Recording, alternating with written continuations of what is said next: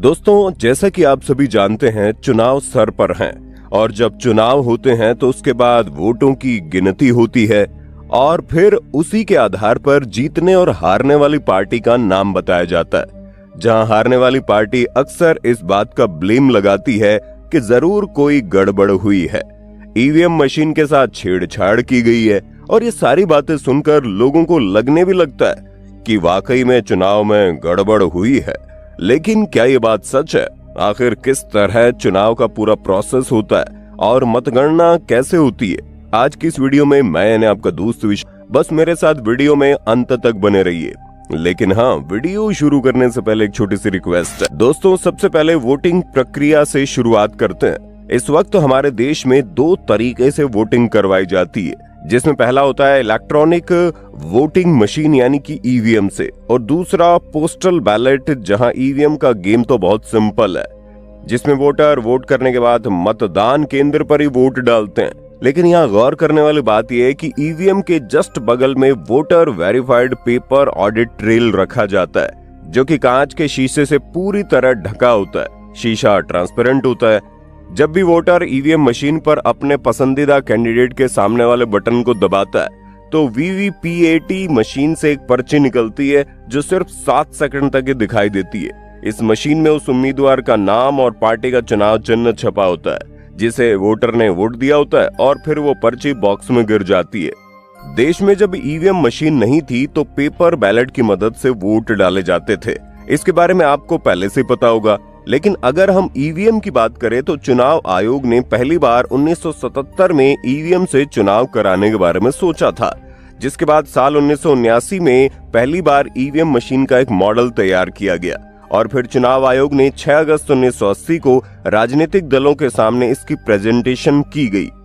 राजनीतिक दलों को जब ये मशीन पसंद आई तब जाकर ईवीएम मशीन को बनाने का काम भारत इलेक्ट्रॉनिक्स लिमिटेड को दिया गया और फिर साल 1982 में केरल में चुनाव के दौरान ईवीएम का इस्तेमाल पहली बार किया गया। लेकिन इस मशीन से चुनाव कराने का कानून 1989 में बनाया गया। हालांकि ईवीएम से चुनाव कराने पर आम सहमति 1998 में बनी, जिसके बाद एक्सपेरिमेंट के तौर पर मध्य प्रदेश, राजस्थान और दिल्ली जैसे राज्यों में ईवीएम मशीन से चुनाव कराए गए। 1999 में 45 लोकसभा सीटों पर और फिर फरवरी 2000 में हरियाणा विधानसभा चुनाव में 45 विधानसभा सीटों पर ईवीएम से चुनाव हुए। और जब इन सभी जगहों से पॉजिटिव रिस्पांस हासिल हुआ तब जाकर 2001 में पहली बार तमिलनाडु, केरल, पौंडीचेरी और पश्चिम बंगाल में सभी विधानसभा सीटों पर ईवीएम मशीन से चुनाव कराए गए। और तब से लेकर अब तक सभी चुनावों के लिए ईवीएम मशीन का इस्तेमाल किया जा रहा है। और इसी ईवीएम को लेकर काफी विवाद भी होता है, जहां विपक्षी पार्टियां ये कहती है कि ईवीएम मशीन में गड़बड़ी करके सरकार अपने आप को सत्ता में लाती है। इसके अलावा अगर दूसरी प्रक्रिया यानी कि पोस्टल बैलेट की बात करें तो इसके नाम से ही जाहिर हो रहा है कि इसमें वोटिंग एक डाक के जरिए की जाती है। ये एक डाक मतपत्र होता है। इसे 80 के दशक में चलने वाले पेपर बैलेट पेपर की तरह ही इस्तेमाल किया जाता है, जहां चुनाव में इसका इस्तेमाल उन लोगों द्वारा किया जाता है जो अपनी नौकरी के कारण अपने चुनाव क्षेत्र में मतदान नहीं कर पाए, जिसकी वजह से लोग पोस्टल की मदद से वोट डालते हैं। और इस तरह के लोगों को सर्विस वोटर्स या अब्सेंटी वोटर्स भी कहा जाता है। चुनाव आयोग ने पोस्टल बैलेट की मदद से वोट देने का अधिकार कुछ ही लोगों को दिया हुआ है, जिसमें सेना में काम करने वाले सैनिक और अन्य सैनिक बल के अलावा चुनाव में लगे हुए कर्मचारी और विदेशों में रहने वाले भारतीय अधिकारी पोस्टल बैलेट का इस्तेमाल करके वोट देते हैं, जिसमें मतदाता को चुनाव आयोग से मिले फॉर्म में दिए गए निर्देशों के अनुसार अपने पसंद के उम्मीदवारों के सामने निशान लगाकर अपना वोट डालना होता है और फिर वही निशान लगाकर पेपर को छोटे लिफाफे के अंदर डालकर उस लिफाफे को बंद कर दिया जाता है और उस लिफाफे के ऊपर फॉर्म 13B का लेवल भी चिपका दिया जाता है, जिस पर साइन करके उसे चुनाव अधिकारियों से भी ऑथोराइज्ड करवाया जाता है। पोस्टल बैलेट से वोट डालने वाला वोटर निर्धारित प्रारूप में अपना वैलिड डाक के जरिए या फिर सीधे संबंधित जिले के रिटर्निंग ऑफिसर तक भेजता है। रिटर्निंग ऑफिसर उस बंद लिफाफे को बिना खोले पेटी में रख देता है। मतपेटी को निर्धारित समय पर मतगणना स्थल पर स्ट्रांग रूम में जमा कर दिया जाता है और फिर वो रूम मतगणना वाले दिन ही खुलता है। और ये तो हो गई दोनों वोटिंग प्रोसेस के बारे में पूरी जानकारी। अब चलिए आपको ये भी बता देते हैं कि मतगणना वाले दिन दोनों तरीके से पड़े वोटों की गिनती आखिर कैसे की जाती है।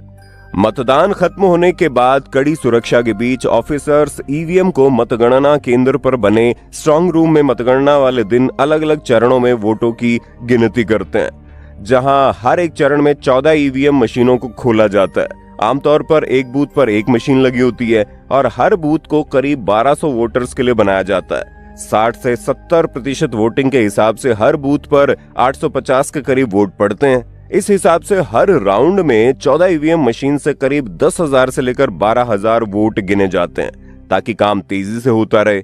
दोस्तों, जिस जगह पर वोटों की काउंटिंग होती है वहां पर बांस और बल्लियों से घेर कर चारों तरफ एक बैरिकेडिंग बनाई जाती है, जिसके अंदर 14 टेबल लगी होती है और हर एक टेबल पर एक ईवीएम मशीन को वोट में गिना जाता है। हर राउंड की गिनती के बाद सभी प्रत्याशियों को मिले वोटों को ब्लैक बोर्ड पर लिखा जाता है। एक बूथ को ईवीएम मशीन को एक टेबल पर रख देते हैं। किस टेबल पर किस बूथ की मशीन रखी जाएगी उसके लिए पहले से एक चार्ट तैयार किया जाता है। सुबह 8 बजे से मतगणना शुरू हो जाती है, जहां पहले पोस्टल बैलेट की गिनती की जाती है और फिर उसके बाद ईवीएम की गिनती की जाती है। ईवीएम में एक बटन होती है जिसे रिजल्ट 1 कहा जाता है। उस बटन को दबाते ही पता चल जाता है कि किस कैंडिडेट को कितने वोट मिले और इस पूरी प्रक्रिया के लिए 2 से 3 मिनट का समय लगता है और फिर उसे रिजल्ट को डिस्प्ले बोर्ड पर फ्लैश भी किया जाता है। इसी को रुझान कहा जाता है, जो न्यूज चैनल के लोग हमें लगातार दिखाते रहते हैं कि किसे कितने वोट मिले, कौन किससे आगे चल रहा है। पहले चरण की गिनती पूरी होने के बाद चुनाव अधिकारी 2 मिनट का इंतजार करते हैं, ताकि किसी उम्मीदवार को कोई दिक्कत हो तो अपनी शिकायत दर्ज कर सके, क्योंकि एक राउंड की वोटिंग तभी खत्म होती है जब सारे उम्मीदवारों की तरफ से मान लिया जाता है कि काउंटिंग सही है। लेकिन अगर कोई उम्मीदवार शिकायत दर्ज करवाता है तो ये रिटर्निंग ऑफिसर पर निर्भर करता है कि वो फिर से वोटों की गिनती करवाना चाहता है या फिर वो उस उम्मीदवार को किसी तरह समझाता है कि कोई गड़बड़ नहीं हुई है। लेकिन अगर ईवीएम मशीन में डिस्प्ले हुए रिजल्ट से किसी को कोई आपत्ति होती है तो इस तरह की कंडीशन में वीवीपैट काम आता है, जिसके बारे में हम आपको पहले ही बता चुके हैं। इस मशीन में वोटर्स द्वारा वोट की गई पर्ची गिनी जाती है और फिर विवाद के दौरान उन्हीं पर्चियों को गिना जाता है। इतना ही नहीं, अगर ईवीएम मशीन पर दिखने वाले रिजल्ट के वीवीपीएटी की पर्चियों की संख्या एक बराबर नहीं आती तो इस कंडीशन में उस बूथ की वोटिंग को रद्द करवा दिया जाता है। यानी कि ईवीएम का पूरा प्रोसेस कई लेवल की सिक्योरिटी से होकर गुजरता है, जिसमें किसी भी तरीके की धोखेबाजी करना लगभग नामुमकिन जैसा है। बाकी आपका इस पर क्या विचार है, कमेंट में जरूर बताइए। और इसी तरह के लिए जय हिंद, जय भारत। दोस्तों, आपकी स्क्रीन पे 2 और वीडियोस दिख रही हैं, जिसे देखने के लिए आप इस स्क्रीन पर क्लिक करें। दोनों देखिएगा, बहुत अच्छी वीडियो बनी है।